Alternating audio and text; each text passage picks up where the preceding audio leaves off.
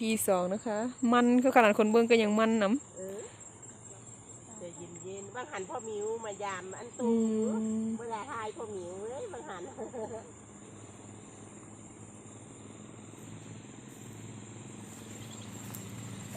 พ่อมิวมาอันหันพ่อมิวมายามตูว่า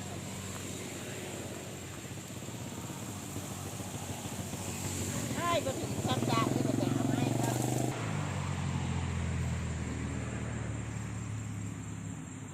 ก็ข้อน้อยลูกโคกเนี่ยเนาะ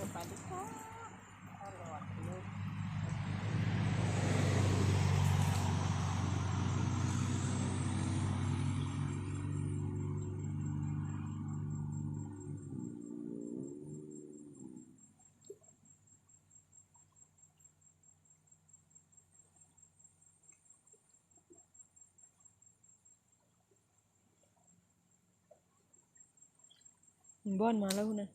ยังไม่เศร้าเลยเหมือนบ้อนมาอันที่มาแล้วเราจะบอกมันบ้อนมาเป็นมือมาถึงทำมันก็ว่างแล้วเนาะจ้า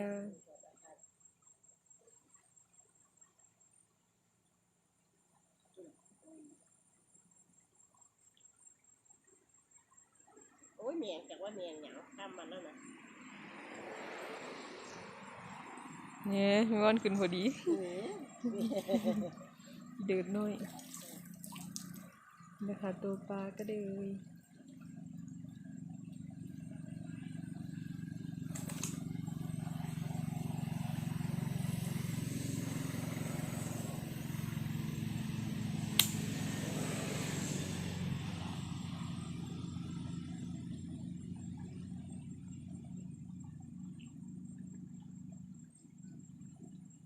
บอลดีเลยคุณนะบอลมันเลิกแล้วเนี่ยปลามันเลิกแล้วลูกคือวางตอนช่องเข้า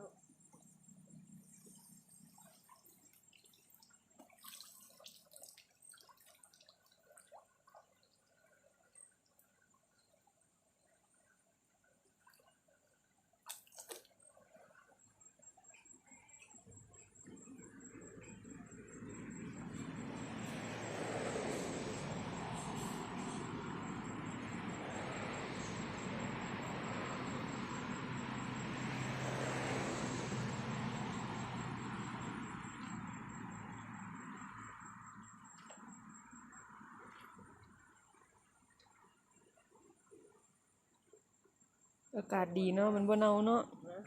มันบ่อันฮ้อนมันบ่เน่านะจ้ามันสดดีเนาะมันบ่ได้เน่าดิเนี่ยค่ะอากาศมันลอยไปตามหน้าของมันอย่างที่แล้ว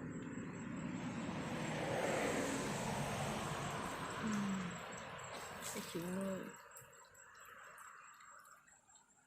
เดี๋ยวสิพาลัดคันมันแดดนี่โอ้ยเน่าไปคนเดียวตายไปคนเดียว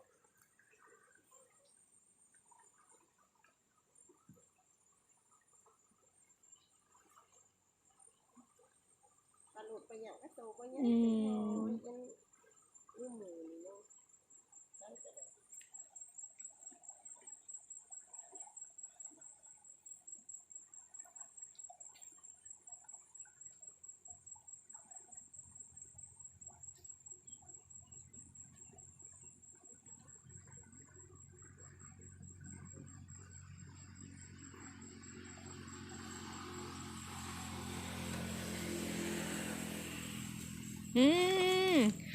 อยู่ใต้สวิง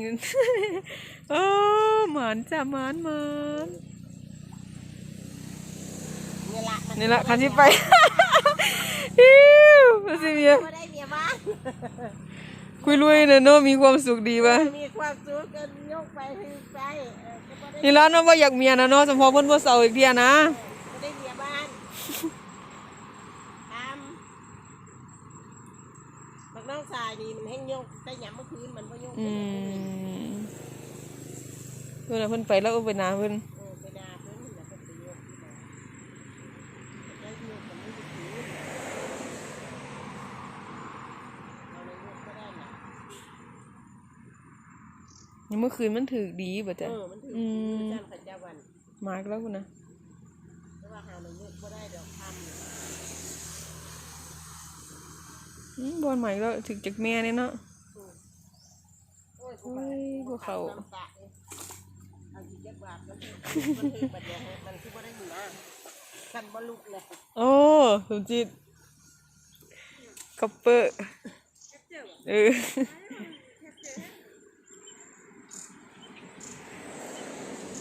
คือบ่ได้เมียคันบ่ลุก ก็ประมาณตัดสุดท้ายเนาะ